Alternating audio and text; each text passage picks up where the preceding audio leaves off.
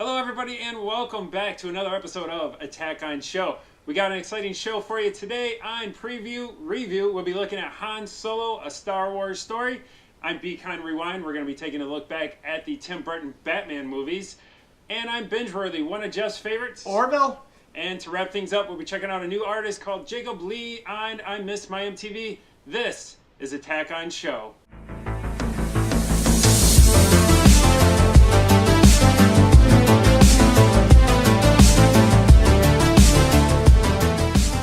Alright, start things off today on Preview Review. Here we go. We're going to check out Han Solo, a Star Wars story.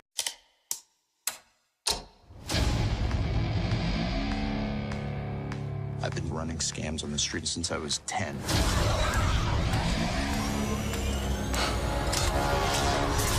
I was kicked out of the flight academy for having a mind of my own. Why is it the entire Star Wars universe, no vehicle has a roof? I don't understand. Does it never rain? I'm gonna be a pilot.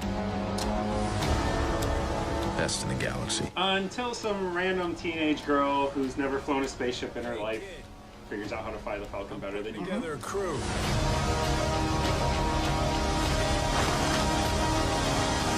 You in? Why does Chewbacca never age? That's Like, Well, he's younger in this. Yeah, but I mean, Shouldn't he be an Ewok in this one? I know shit. Exactly. I might be the only person. Who knows what you really are? I know what he really is. A scoundrel. No, a horrible actor is what he is.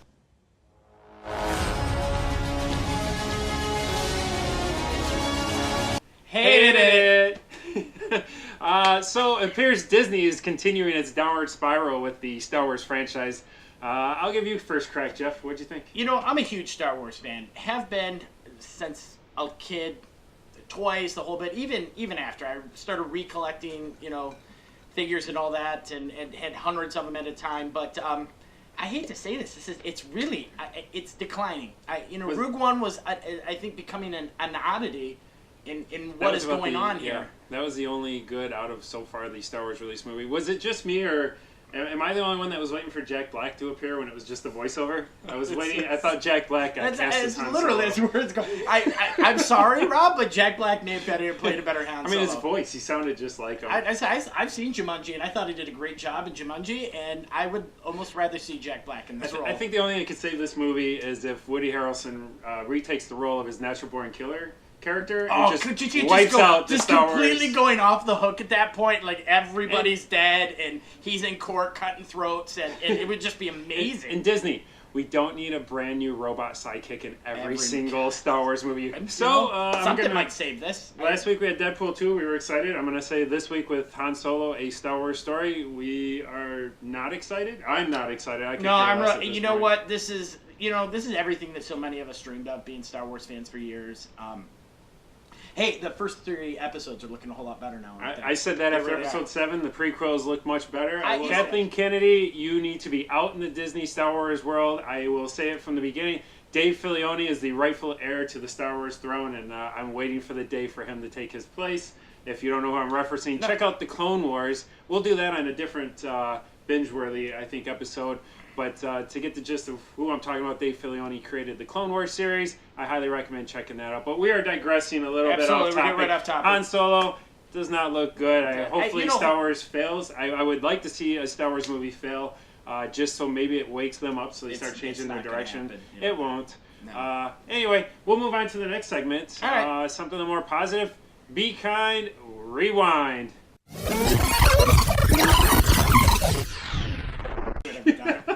Be Kind, Rewind, everybody. Today we're going to take a look back at the nippleless Tim Burton Batman movies. It's Batman and Batman Returns.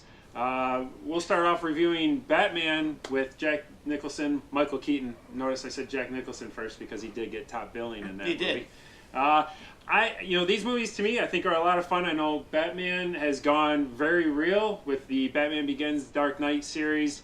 And then also back a little more comic bookish with what Ben Affleck and Zack Snyder are doing. But I will say I was a huge fan of the Tim Burton movies. I still am. One of the qualities of those movies that I really appreciate is it's just fun. I think we've come to an age of film where everything needs to be explained to us, everything needs to be realistic. I don't need to know how a batarang is sharpened and where it was ordered from. I just like the idea of starting a Batman movie where he's Batman and he's got a cool costume and he just fights crime and has a wicked car. I think, yes, and I think Tim Burton, Tim Burton really doesn't fail. I mean, yes, maybe his movies don't necessarily Sleepy make Hollow. a ton of money. Sleepy Hollow was still a very enjoyable movie to watch. We're still on Batman. I get it. What I'm trying to say is I love these movies, especially I was in high school at the time.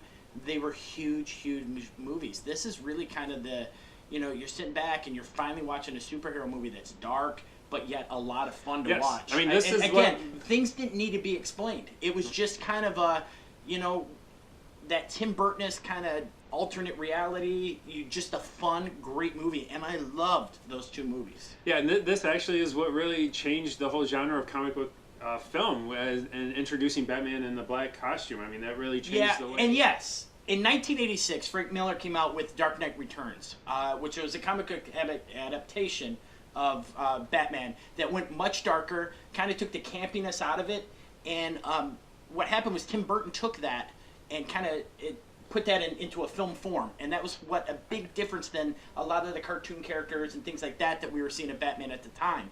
And Tim Burton, I think, did a wonderful job of that. Yeah, I think Tim Burton did a great job of capturing the dark of the Dark Knight comics, but I think he also did a great job in the first Batman movie of capturing the campiness of the TV series. If you look, a lot of the camera angles are shot from a crooked angle, which was a tribute to the old TV show. And then there's also the fight scene in the alley where Vicky Vale's up top taking pictures. If you notice, the picture shots are actually taken as he's punching the people, so you're getting the flash. Granted, you don't get the bam, pow, but it's a wonderful. It's a great cinematic, subtle, yeah, absolutely. Tribute. And then you went from a tribute with Batman to a full-on Tim Burton feature with Batman Returns, where I think Tim Burton got more credit with the film. I think he took over, and you really saw his style come through with that. I think he was given a little more after just this incredible success of the first film. He was given a lot more leeway. I love with the second the film. flying scene, over to the Penguin's lair. Like, that's very Tim Burton style. I thought that was a fantastic touch. I mean, the Penguin, his portrayal, his interpretation of the Penguin figure is fantastic. Disgusting. Just utterly disgusting, but fantastic. And there was a lot of controversy at the time when that movie came out because it was geared towards kids. McDonald's was advertising for it. And then Michelle Pfeiffer's Catwoman, obviously, everyone found that outfit a little seductive. Men really loved it. And I remember there was a complaint where, the tic-tac-toe that she played on somebody's face, the kids were finding it a little violent. I think it held up. I thought it was a great film. I think the two movies stand alone very well. I do. I think you could just watch Batman Returns without seeing Batman. Yeah. It's a great standalone movie. It was interesting. I love that Batman Returns, they continued on the success of adding another villain, but it didn't seem like the screen time was unevenly split. I think each character had their own time. I think they explained them all very well. And then you had Christopher Walken. Can't go wrong with Christopher Walken. I can't go wrong with Christopher Walken. They're movies that still hold up, which is incredible. Coming from the early 90s, you could sit back and still watch these and still enjoy them. I have kids, and having them sit down and watch the movies, they still hold up.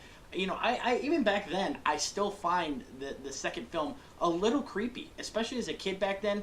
And being in my late teens, it was still kind of a creepy movie. Not scary, but it kind of unnerved you like a good Tim Burton film does. And an iconic shot right at the beginning when Michael Keaton's sitting in the library with no lights on and the bat symbol shines and stands up and it's behind him. Iconic shot. Absolutely. Once you see the movie, if you have seen it, you know exactly what I'm talking about. So if you're looking for a fun comic book movie that the entire world isn't ending or, continents are being lifted in the sky, just a fun comic book movie where it's a superhero versus a villain, I highly recommend going back, checking out the Tim Burton Batman and Batman Returns. Absolutely. So with that, we're going to move on to Binge Worthy. No, it's question. Oh, no, it's not. Listen up now. This is serious. I was just wondering, All right, so for today's Binge Worthy, we're going to be checking out one of Jeff's new favorites, Seth MacFarlane's The Orville. The Orville was a show that I went in with zero expectations. It's one of these shows that I literally thought I was going to see Brian or something pop up out of nowhere. That's the dog. Yes, the dog out of Family Guy. And if you don't know who Seth MacFarlane is or who Jeff is talking about, Seth MacFarlane is the creative genius behind Family Guy, American Dad, and I think he had a movie, but that failed. So, but yes, he is the creator of those shows, which are successful. And, you go into that and you're thinking fart comedy, sex jokes, and Kevin Spacey jokes. Kevin Spacey jokes, exactly. But Orville is really, there's just a tiny bit of that, which kind of throws you off, but not in a bad way. I found myself watching this show and really not expecting, or I shouldn't say, kind of not knowing what to expect to happen next. And I really kind of enjoyed that. And a show that has a definite lineage to Star Trek. And you can tell that Seth MacFarlane is not just someone who's on the show, but a huge Star Trek fan. And I want to say I do think that's where Fox dropped the ball. I did watch the first few of the episodes, but I was expecting actually more of a slapstick type comedy mock on the Star Trek type genre, something a little more like Galaxy Quest. And that's really how Fox advertised the show. So I went into it expecting to laugh a lot. I really didn't. There was the great Coke on the Bridge question with the new captain, which I found hilarious. Yes. But the show, I watched 2-3 episodes. I went back and watched episode 5. It was funny. It definitely seemed to be getting better, but unfortunately on my list, it didn't hold up as far as something I wanted to come back and tune in for. I will say Jeff and a few other coworkers have told me that the show continues to get better. It really does. At the end of episode 12, there was 12 episodes in the season. I was missing it. I was really hoping that there was more. I had the feeling, and it's been a long time since I've watched a series that are just made up of hour-long episodes where I'm sitting there just begging for more. So I really look forward to season 2 on this. But to kind of give it back without spoiling it, it's a show that matures as the episodes go on. The writer who is writing for this is actually an original Star Trek, or if I'm not mistaken, Next Generation writer, the head writer for the show, and you can see a lot of that in it, but this slight undertone of comedy, but with a lot of poignant, maybe not serious, but poignant messages being brought in through it, dealing with same-sex marriage. Two of the characters have a child, and I don't want to give it away. Is there humor though? There is humor. And that's the wonderful part about it, because you don't know where the humor kind of. You've got Norm Macdonald as a blob. I expected a lot more with that character. I don't know if they build on it. But there's parts of it where you kind of watch it, and it's just, again, it's a wonderful show where you'll go from a poignant, like a very poignant moment, and then there's kind of this little bit of comedy thrown in.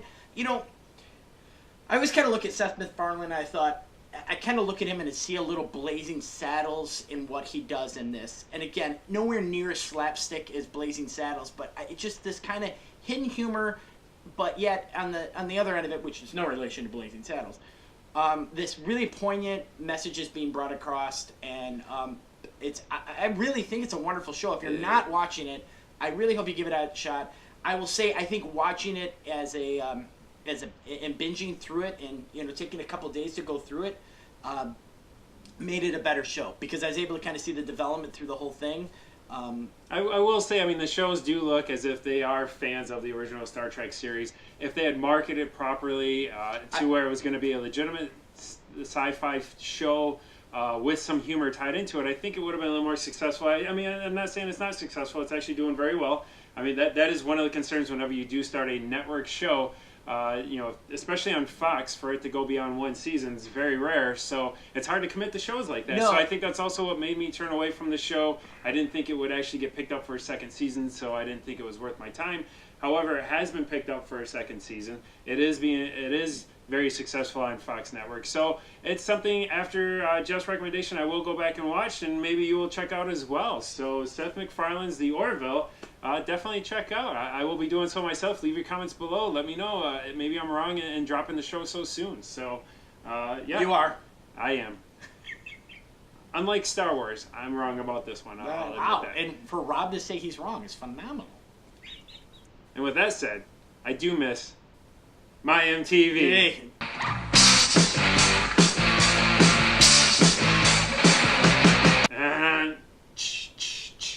Remember the Moon Man? I do remember the moon. Do they still use the Moon Man? We never landed on the moon. No. All right, so today on I Miss My MTV, we're going to check out an independent artist, because we like to highlight We love, yes, absolutely. independent artists. Jacob Lee, where this video that we're going to show you a clip of, the song's called Demons, and this is actually a live version. This isn't what's on his EP, but it's a very cool live version where he's just jamming out. It sounds great. So with that said, Jacob Lee, Demons. Take me away. Take me away. Take me away. Take me away. I thought my demons were almost defeated, but you took their side and you pulled me to freedom. They know my secrets and won't let me go. Won't let me go. I thought my demons were almost defeated, but you took their side and you pulled them to freedom. I kept your secrets and I thought that you would do the same. Take me away.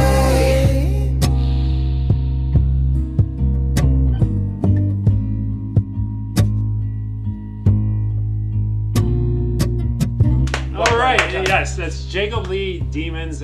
Very cool, and in fact, the link is below. Check out the entire Make sure you video. watch the whole video. The way it builds at the beginning is phenomenal. Yeah, I mean, he's using he's looping his own beats.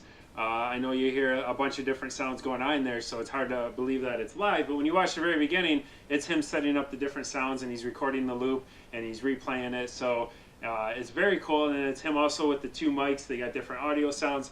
So I give a lot of credit. I said it before. If you're good live, I do subscribe and I listen and I stick with them. And Jacob Lee, amazing voice. I mean, Where was that recorded? If someone could tell me where, I think it's Miami. But Jacob Lee, if you see this show, comment below and let us know where you recorded it. Or feel free to come and we'll sit down and you can jam here. Yes. Was that a dirty joke? Yeah, a little bit. Okay. Yeah. So that's the second episode of Attack on Show, everybody. We hope you enjoyed it. We changed the format a little bit. Shorter. Yes, leave your comments below. Let us know if you like this one better than the previous, if you want the shows longer, shorter, and if you want to see Jeff's arms, he hit them this week, so apologize for that. Everybody, thanks for tuning in. I'm Rob Holland. I'm Jeff Marshall. This is Attack on Show.